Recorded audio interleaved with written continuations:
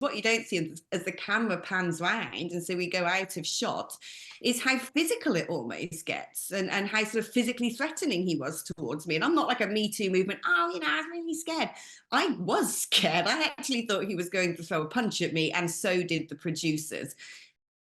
At number 27 on the list of the worst of 2024, Alastair Campbell. You know the guy that led us into an illegal war and still roams free, including in the BBC studios?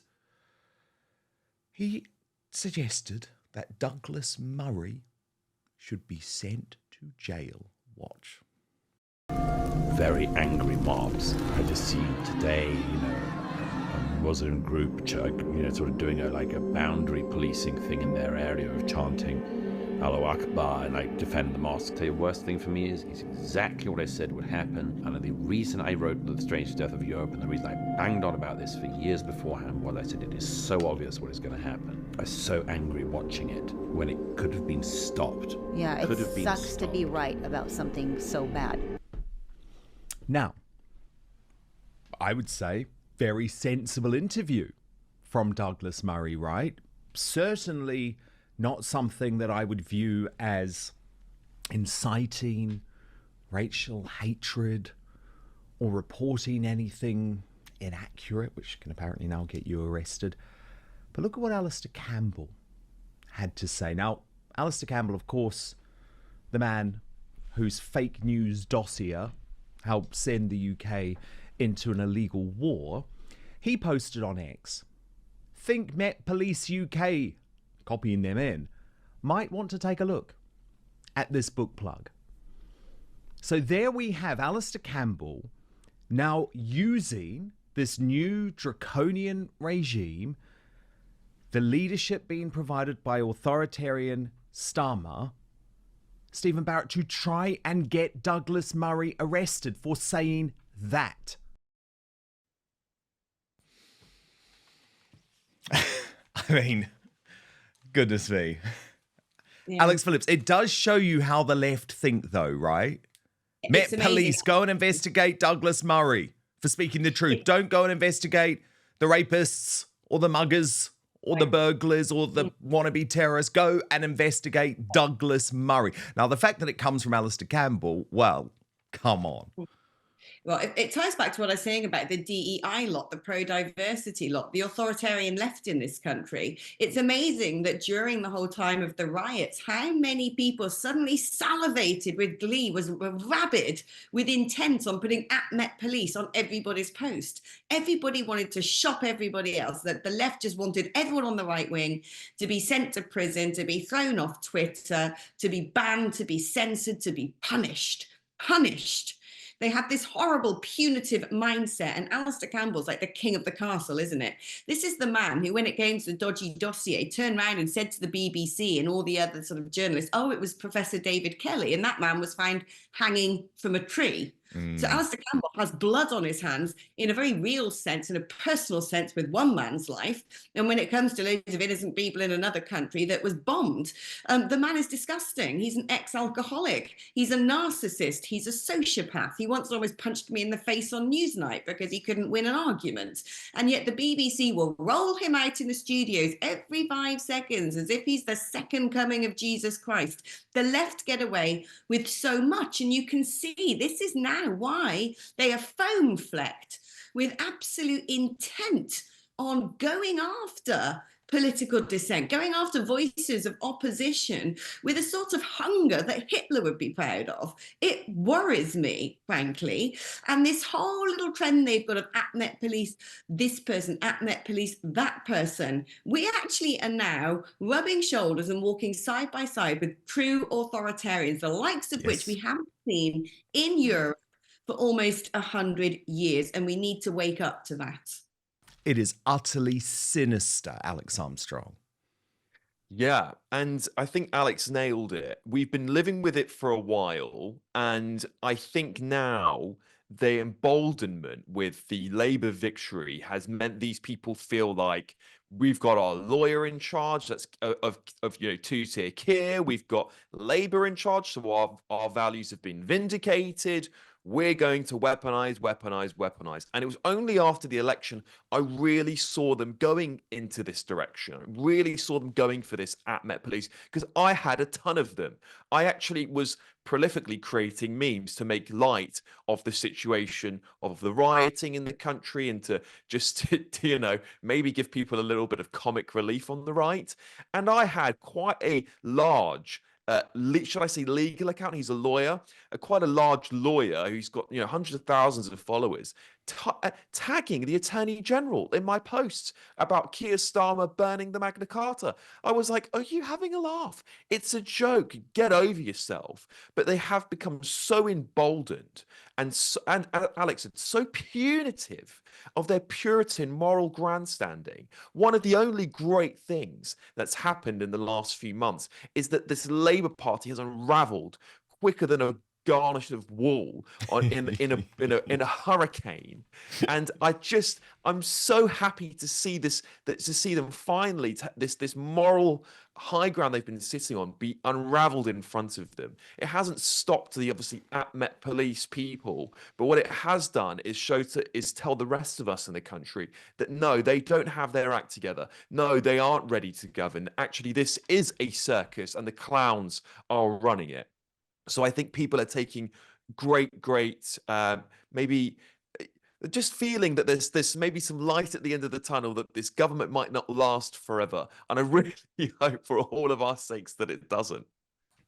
Alex, I'd actually forgotten about that brilliant clash between yourself and Alastair Campbell on Newsnight. But he was utterly vile to you, wasn't he? That was the thing. It was personal. Right. And they don't, if that was, can you imagine if Nigel Farage had lost his temper and was saying, shut up, dear, and then swinging his arm towards a left-wing commentator, he would be banned from all television programmes ever. And yet Alastair Campbell, they continue to roll out the red carpet. And this is despite all the staff at Newsnight after that event coming and comforting me, going, well, he can be like this. Well, are you okay? They were all shaken by it as well, because what you don't see as the camera pans round, and so we go out of shot, is how physical it almost gets, and how sort of physically threatening he was towards me. And I'm not like a Me Too movement. I was really scared. I was scared. I actually thought he was going to throw a punch at me, and so did the producers. And yet they will still have him back on. And, but talking, Alex Armstrong there, talking about how, they are trying to get their own way. They've got the Labour Party in charge. They think they can come after us. This is why the New Year's resolution for everybody is don't give a fuck. Say what you want to say. They can't come after every last man, woman and child. We've got to not go along with it. Yes. We've got to turn around and say, I'm saying what I want. I'm going to stand up for my rights. I'm going to stand up for my freedoms. Come and get me. Yes. Try. You try and come up. Yes. Oh my goodness, I couldn't agree more. Speaking of the mainstream media, at number 26 on the list of the worst of 2024, Channel 4 uses an actor in its bombshell election expose of Reform UK. Spotted. This was unbelievable. This was an actor who specialises in rough voices and specialises in secret filming. And we now have a written statement, Dan, from someone who was in the car with the filmer and this actor. And the two of those people were in deep discussion at the beginning of the rendezvous of the volunteers. So they were there together working out how they were going to do it. This thing was the greatest stitch-up in modern electoral times. Alex Armstrong, what did you make of this? I was really shocked. I actually sorry. I think I was talking about the wrong person there. Sorry. I was really shocked by this, Dan, and I actually emailed someone at Reform when I first saw the footage leak, and I was like, this doesn't actually remind me of people who I've met at Reform. This is not my experience of working with Reform UK party members and activists, and it all felt a little bit odd. And when the news broke that this might be an actor, and it was circulating on Twitter, there was some people doing some great individual investigations on Twitter about who these people are, where they've come from. And of course, we found his, there's like some sort of actors page where people can go and, sign up to be extras and things like that. And this guy had his own page on there. And it was quite obvious that the man was not in a constituency where he lived, was putting on a voice that was not naturally his own voice, and then pretended to be a Reform Party activist, and Channel 4 just so happened to be filming him. I mean, what are the chances, Dan? What are the chances, right? So I was absolutely gobsmacked. And only the mainstream media would be so bold to attack a political party, to attack our democracy in the weeks in the run-up to an election. Only they would be so bold to do it. And there was no accusations of racism and anything else in parts of the Labour Party and the Conservative Party, even though any of us who have worked in politics know that it's rife in both of those parties. It was, of course, going after Reform, who was surging in the polls. I think at this point we're seeing Reform hit 17 to 20%, and they were doing everything they could to stop Nigel Farage. And in my opinion, my honest opinion, I know that there's no evidence for this, but my honest opinion was this man was a paid actor. I don't believe he represents Reform, and I think this was a shoddy attempt, like the whole Farage is best mates with Putin, is a Putin sympathizer, a shoddy attempt to shut down Reform UK before an election victory. And it's funny, isn't it? Channel 4 weren't going undercover with any of the pro-Hamas candidates, were they? Now, Alex Phillips, just before I get you to weigh in, let's take a little look at some of this Channel 4 expose. Offensive language, including this canvasser saying people seeking asylum should be shot. Get the young recruits there, with guns on the beach, target practice, just shoot them.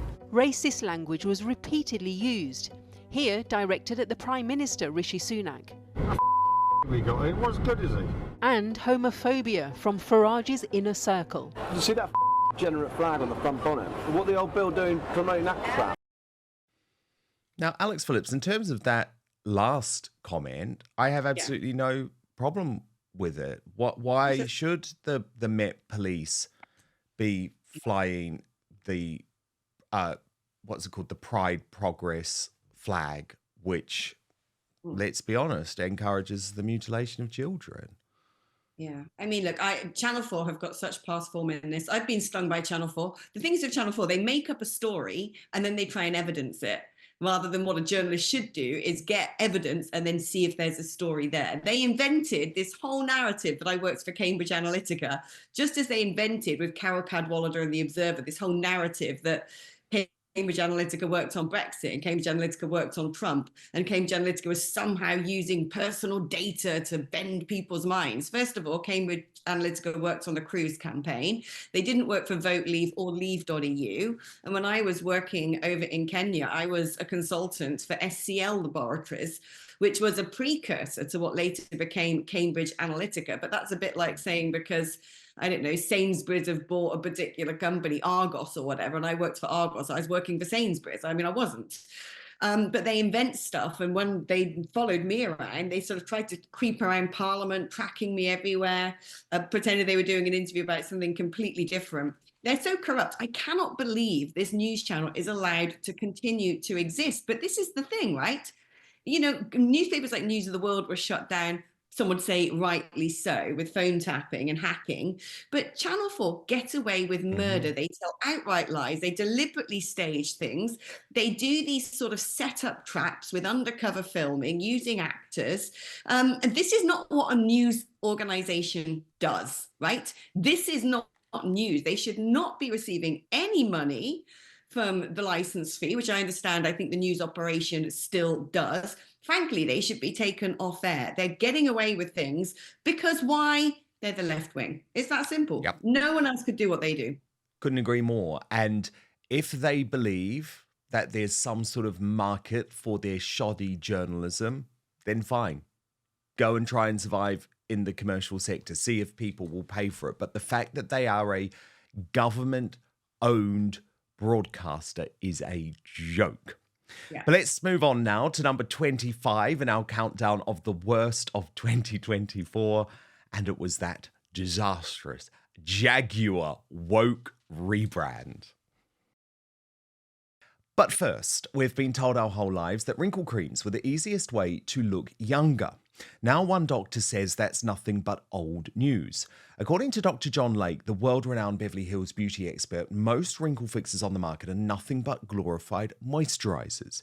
He says they hardly make a dent on your appearance, and some can even be harmful to your skin. Recently, Dr. Lake has focused his attention away from mainstream cosmetic practices. Why? So he can pursue a revolutionary anti-aging breakthrough, one that some experts say could empty the wallets of the cosmetic industry. It's almost like Photoshop for your face. You may even be mad after seeing how easy it is to visibly erase your wrinkles from view. That's what Lake told reporters. His personal clients have dubbed his new do-it-yourself technique the age rewinder method because it can take years or even decades off your appearance in under 2 minutes. In light of this amazing breakthrough, Dr. Lake has released a step-by-step video to the public, free and uninterrupted, where he outlines exactly how to use this simple solution from home.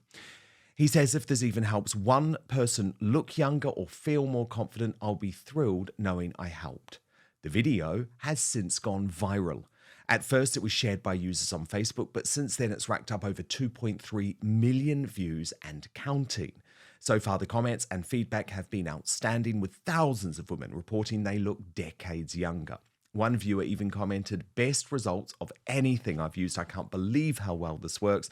I'll never stop using this. I don't understand how it works, but the results are great. Thank you."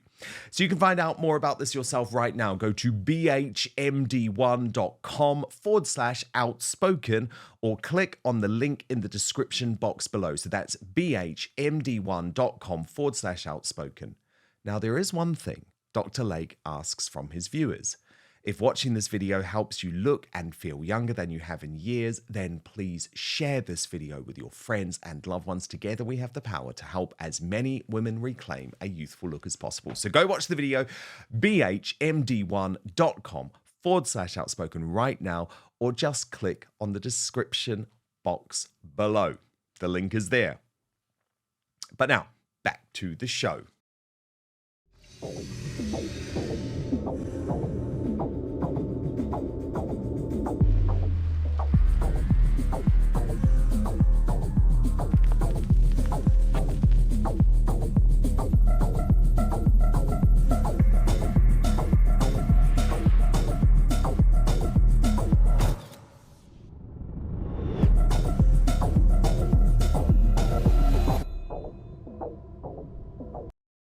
Alex Armstrong, I think they should maybe change their tagline from delete ordinary to delete profits. I think you're right, Dan. The funny thing is that they've made this out to be like, oh, we're doing something so bold, so different. I've seen this a billion times at those Pride marches. I mean, this is nothing unique, so to speak. This is just them having a massive piece of work that is essentially there to shock you, to get you talking about it. And I believe it's achieved its goal in getting people to speak about Jaguar. But as Elon Musk said, do you even sell cars? Because there's not a single car in this advertisement. It's absolutely batshit bonkers. It really is. It's nonsense level business that has gone mad, that has said, right, our business is dying. How can we shock one of the most beautiful and well-respected British brands in the world? How can we utterly destroy it? And of course, if you've seen the creative director of Jaguar Land Rover, you'll know why. The guy is a abhorrid left-wing woke ideology up to his eyeballs who wants to change the world and indoctrinate people into his way of thinking. And you'll see exactly why Jaguar is never going to exist again in a few years' time. And it's going to be people like him who's put that business's head on a guillotine, in my opinion, Dan. It's absolutely shocking. Well, I mean, he was straight from Woke Central casting. Have a listen to how he tried to sell Jaguar at the Attitude Awards, dressed like he thought he was performing at the Eurovision Song Contest. And at Jaguar, we're passionate about our people, and we're committed to fostering a diverse, inclusive, and unified culture that is representative not only of the people who use our products, but in a society in which we all live. A culture where our employees can bring their authentic selves to work. And we're on a transformative journey of our own, driven by a belief in diversity, inclusion, creativity, policy, and most importantly, action. We've established over 15 DEI groups, such as Pride, who are here tonight in the back. Thank you guys for coming. Women in Engineering and Neurodiversity Matters. We've launched major policy revisions, such as transitioning at work, to drive equity and support for our communities, embracing individuality as our superpower. Alex Phillips, your response? Fuck off. I mean, it's disgusting, isn't it? It's disgusting. It was like the bingo card of fostering equity, inclusion, diversity. Do you know what? Here's some news for all the freakazoids out there and people in the advert. The vast majority of human beings on this planet aren't gender fluid. They don't have ambiguous, identities. They're just normal fucking people, right? The vast majority of people on this planet also, and this isn't meant to be a homophobic comment, are also straight. That is just how it's worked out in the numbers. And the vast majority of people in the United Kingdom, for which Jaguar is, once upon a time, the crown jewel in our automotive industry, are also white. Okay? I'm sorry if that upsets people. That's just the bloody truth. So who are they trying to target? Why are they constantly trying to erase what the majority of people are, what the majority of people want, what the majority of people respond to? I'm sick to death of these companies employing weirdos like him, who all they can do is churn out a word soup of absolute fucking nonsense, and then they completely destroy a brand that once upon a time we were proud of and we should be proud of. It actually makes me sick to the stomach. Yeah. Again, New Year's resolution. No. Over. No, I'm just you're done with gone. it. You're done with it. Yeah. Game. I mean, I find the delete ordinary phrase actually so offensive. It's like, what's wrong with being ordinary? Don't people want to be ordinary? And in fact, when it comes to gay men, J.D. Vance, the vice president-elect of the US, spoke about the normal gays during the election campaign. And actually, I thought that's what we wanted as gay men, Alex. We wanted to be accepted. We wanted to be ordinary. Like, being ordinary is okay, right? What's wrong with it? What's wrong with it? The world is... You have to be made out to be a freak and a weirdo with a bad hairstyle who looks mentally ill. It's the opposite of what we fought for, I would argue. But this is so true. This is so true, right? In my generation, we were brought up with this whole massive campaign called "Ditch the Label." It meant you don't put labels on everything; that everyone is accepted for who they are. But that also means you're accepted for just being a normal human being. It now feels like, in order to be accepted into society, to be part of this weird little cabal of freaks who are starting to run businesses, clearly, that you have to be completely outrageous. You must be labeled. You must have pronouns. You must be transitioning or something. Like, what was wrong with people? The world is made up of ordinary folk who just want to get on with their lives without being told that they're horrible people, without being told that they're racist, they're fascist, that they're xenophobic, that they're Islamophobic, all these phobias and isms. They just want to get on with their lives. Stop shoving LGBT woke nonsense down their throat. Gay people just want to get on with their lives. The vast majority of them do, should I say, without having any conflict with anyone else. They just want a normal life, and without depriving them of trying to change society and change great brands. Absolutely. But let's move on to number 24 on the list of the worst of 2024. And this is the off-communists, the UK government censor, trying to destroy financially my former colleague at GB News, Mark Stein. So Stein has been charged £50,000 in a court-ordered payment. He has been told he has to make this payment within 4 days after taking the UK's evil state censor to court. Now, this actually gets worse because the off-communists are demanding £144,959.28 in total. That is utterly sick, given that this is an organisation trying to take away our free speech that shouldn't even exist. And I mean, after that broadcast, Alex, we managed to raise the money that Mark needed. But that is just the first payment being demanded by the off-communists. It was £54,000. They actually want well over £100,000 in total. It's mental, isn't it? This is just, it's out of control. And all of this stuff always ties back to the bloody vaccine that you weren't allowed to criticise. Everyone had to have it. I mean, that was one of the biggest forms of blackmail I've ever seen. We're now learning, again, incrementally, because there's a big cover-up, that loads of people probably didn't need that vaccine. They've actually been actively harmed by it.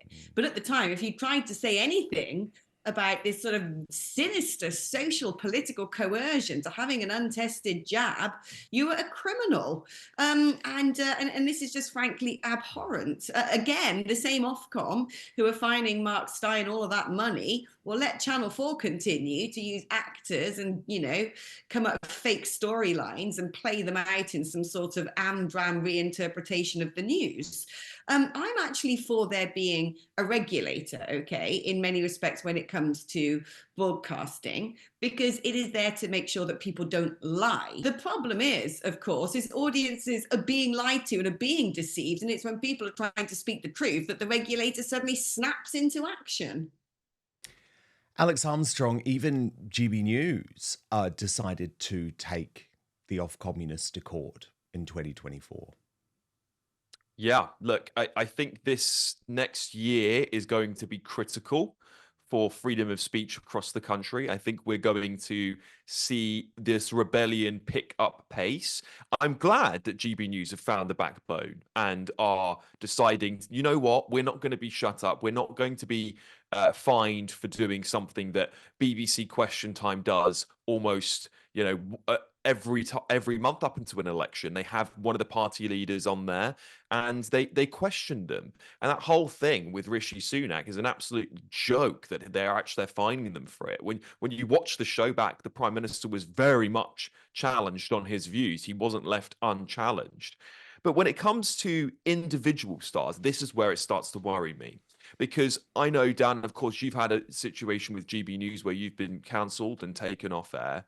And I think big organizations and media organizations in general must find the will and their own backbone and protect the people on their channel, because it's utterly critical that there is a broader group of people that are going to stand up with big platforms and can utilize all different forms of media, not just online, but on the telly as well, and say, actually, this is wrong. We mustn't allow this to happen. We are just questioning the truth. We're just questioning the facts that you've been presenting us. There's the so-called government truth, as I like to call it. And if we're not allowed to do that, then you might as well shut down the television and every streaming service in the country and just have the BBC on, because that's what will be left at the end of all of this. Yeah, I mean, I do agree with all of that. I guess the one caveat I would say is that, unfortunately, GB News thought that if it fed the beast, so it was like, let's chuck Mark Stein under the bus. Okay, now we'll chuck Lawrence Fox under the bus. Okay, yep, we'll chuck Dan under the bus too. They thought it would show to the off-communists that they were taking them seriously. But unfortunately, all it did was embolden the off-communists, and they haven't gone away. Thank you so much for watching Dan Wootton Outspoken. Please click on my face just to the bottom left to subscribe to this brand new independent news source and turn on the notification bell so you'll be alerted to our brand new live shows, uncancelled interviews, and special royal episodes. Outspoken is also now available as a podcast, so you can listen to the show every weekday on the go, wherever you are.